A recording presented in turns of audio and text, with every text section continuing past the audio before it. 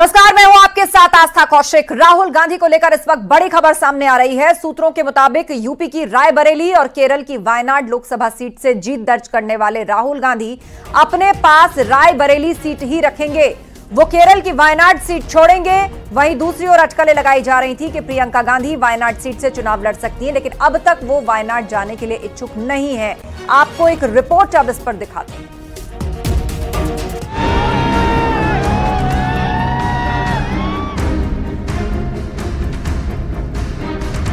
I have a dilemma in front of me.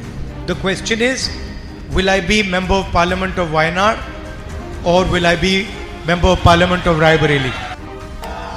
Lok Sabha चुनाव की सबसे चर्चित दो सीट जहां से राहुल गांधी चुनाव लड़े और दोनों सीट पर राहुल गांधी की जबरदस्त जीत हुई।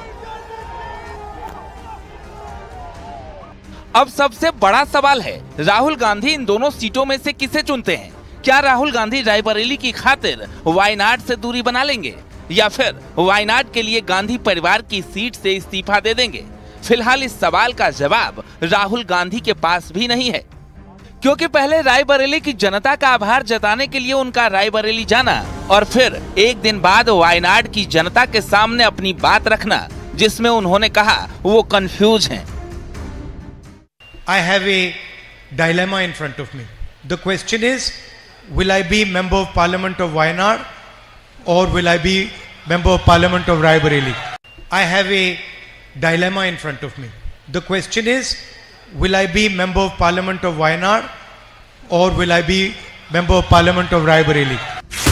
हालांकि सूत्रों से जो सबसे बड़ी खबर है वो ये कि यूपी की रायबरेली और केरल की वायनाड लोकसभा सीट से जीत दर्ज करने वाले राहुल गांधी अपने पास रायबरेली सीट ही रखेंगे। वो केरल की वायनाड सीट छोड़ देंगे। वहीं अटकलें लगाई जा रही थी कि प्रियंका गांधी वायनाड सीट से उपचुनाव लड़ सकती हैं, लेकिन अब तक वो वायनाड जाने के लिए इच्छुक नहीं है।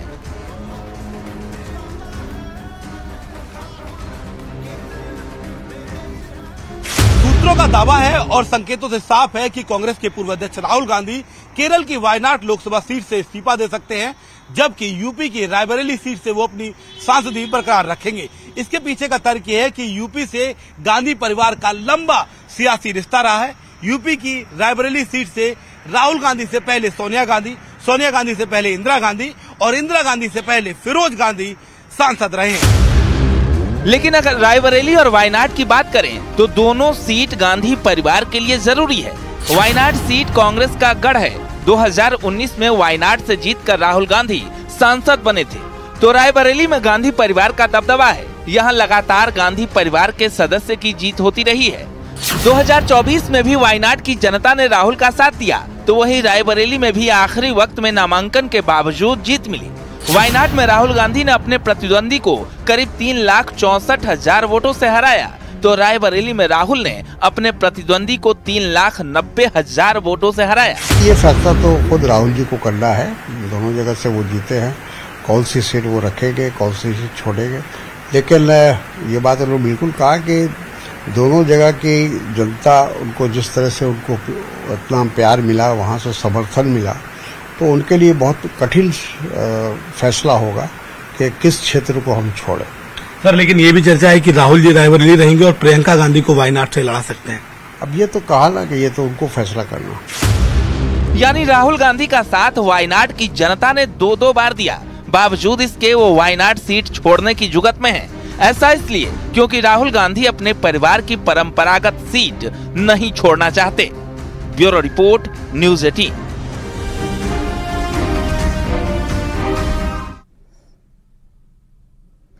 विधानसभा परिषद के 13 नवनिर्वाचित सदस्यों के शुक्रवार को शपथ लेते ही सभा उच्च सदन में भी नेता प्रतिपक्ष की हकदार हो जाएगी। इसमें 3 एसपी के सदस्य हैं। नेता प्रतिपक्ष की दौड़ में एसपी एमएलसी जास्मीन अंसारी, शाह आलम उर्फ गुड्डू जमाली, राजेंद्र चौधरी और लाल बिहारी यादव आगे बताए जा रहे हैं। गुड्डू जमाली का नाम रेस में सबसे आगे है। गुड्डू जमाली मुस्लिम ओबीसी से आते हैं। जास्मीन अंसारी का नाम भी रेस में शामिल है।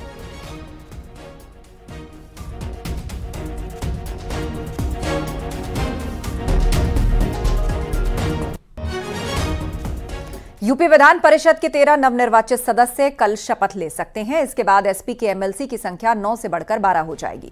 अब तक समाजवादी पार्टी के पास विधान परिषद में नेता प्रतिपक्ष का पद नहीं था, लेकिन अब उसके पास इसके लिए पर्याप्त संख्या हो जाएगी।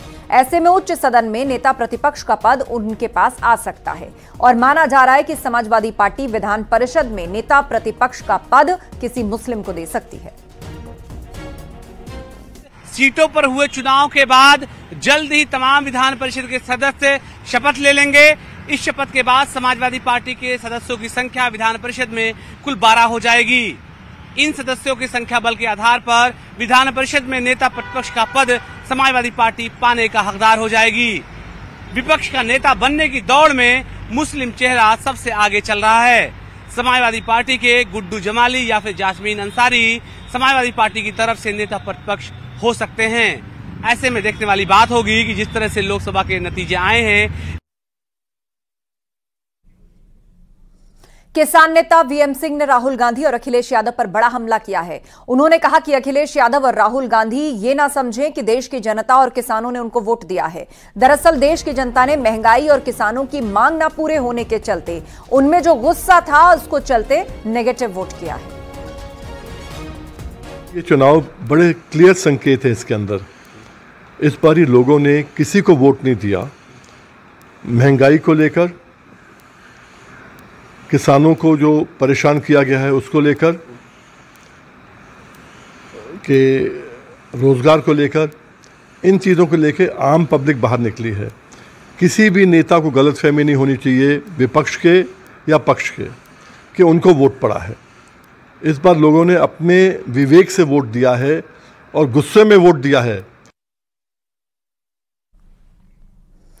अग्निवीर योजना पर सूत्रों के हवाले से बड़ी खबर आ रही है, जिसके मुताबिक अग्निवीर योजना में कुछ बदलाव हो सकते हैं। अग्निवीर जवानों का कार्यकाल बढ़ सकता है। अभी अग्निवीर जवानों का कार्यकाल 4 साल है और सूत्र बता रहे हैं कि 25% रिटेंशन की स्कीम में बदलाव हो सकता है, जिसमें कहा गया था कि 4 साल के बाद रिव्यू किया जाएगा और 25% अग्निवीरों को सेना की परमानेंट भर्ती में लिया जाएगा।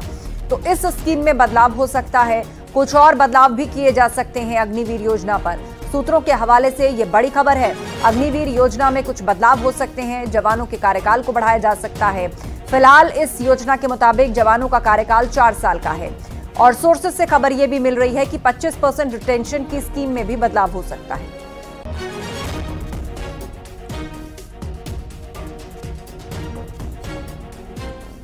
और अब बात उस खबर की जिसकी पूरे देश में चर्चा है। सुप्रीम कोर्ट ने नीट की काउंसलिंग पर रोक लगाने से इनकार कर दिया है, साथ ही ग्रेस मार्क्स को रद्द कर दिया है।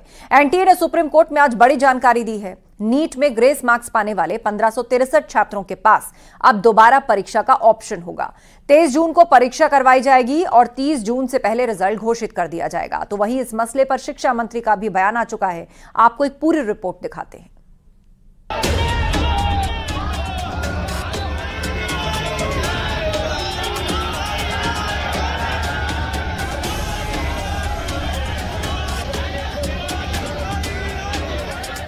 नीट परीक्षा रिजल्ट विवाद मामले में सुप्रीम कोर्ट ने बड़ा फैसला दिया है। नीट एग्जाम में धांधली को लेकर दायर 3 याचिकाओं पर सुनवाई हुई, जिसमें एनटीए ने नीट में ग्रेस मार्क्स वाले छात्रों को दोबारा परीक्षा देने का विकल्प दिया है। यानी जिन 1563 छात्रों को ग्रेस मार्क मिला था, उनकी दोबारा परीक्षा होगी। एनटीए ने सुप्रीम कोर्ट में कहा, ग्रेस वाले 1563 छात्रों के स्कोर कार्ड रद्द होंगे। 1563 छात्रों के पास परीक्षा का ऑप्शन होगा। रिजल्ट के बाद इसकी काउंसलिंग होगी। सिर्फ ग्रेस मार्क्स वाले ही ये परीक्षा दे सकते हैं। 23 जून को इन सभी छात्रों की परीक्षा होगी और 30 जून से पहले रिजल्ट आ जाएगा। ग्रेस मार्किंग को लेकर एनटीए ने सुप्रीम कोर्ट में ये भी साफ किया कि जो छात्र दोबारा परीक्षा नहीं देना चाहते, उन्हें बिना ग्रेस मार्क्स के उनके ओरिजिनल मार्क्स दिए जाएंगे।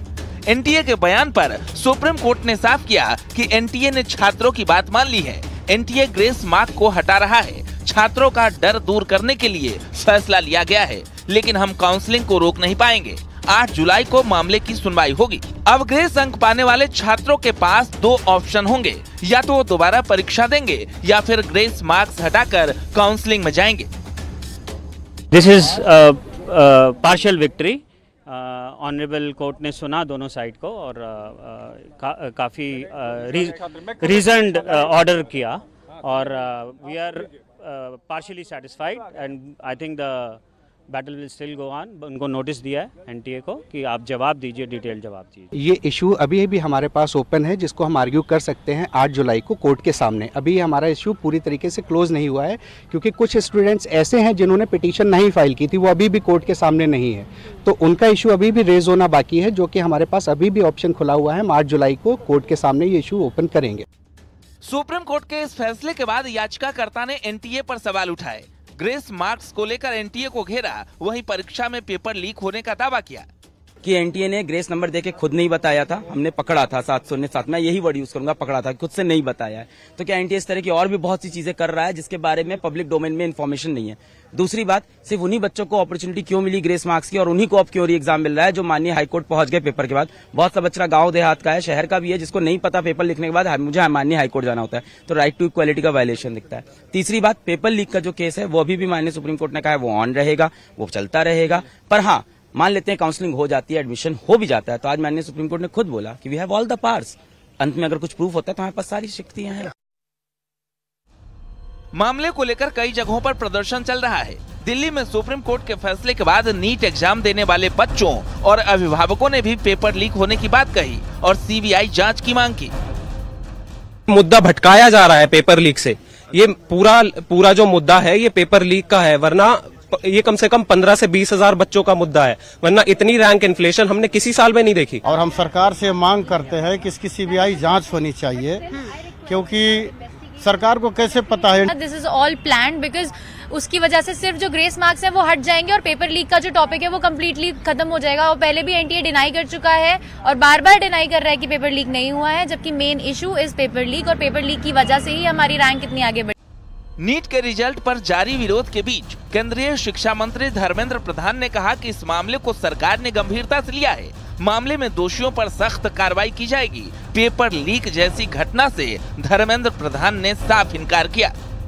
जो घटना हमारे सामने आई, निश्चित रूप में दोषियों को उसमें दंड दिया जाएगा, लेकिन मैं विद्यार्थियों को मुख्यतः और अभिभावकों को आश्वस्त करना चाहूंगा, भारत सरकार और उसकी इंस्ट्रूमेंट एनटीए कमिटेड है बच्चों को ट्रांसपेरेंट तरीका से अपनी संतुष्टि से न्याय देने के लिए।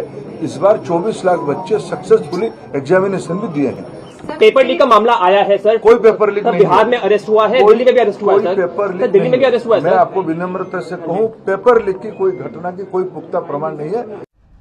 दरअसल 6 सेंटर्स के 1563 अभ्यर्थियों को समय खराब होने के चलते पहली बार ग्रेस मार्क्स दिए गए थे, लेकिन सवाल तब उठा जब एक साथ 67 छात्र टॉप कर गए और इन सभी छात्रों को 720 में 720 नंबर मिले, जिसके बाद मामला हाई कोर्ट से सुप्रीम कोर्ट पहुंचा था।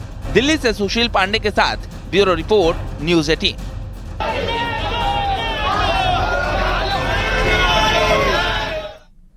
और रुकेंगे ब्रेक के लिए, खबरें लगातार जारी हैं।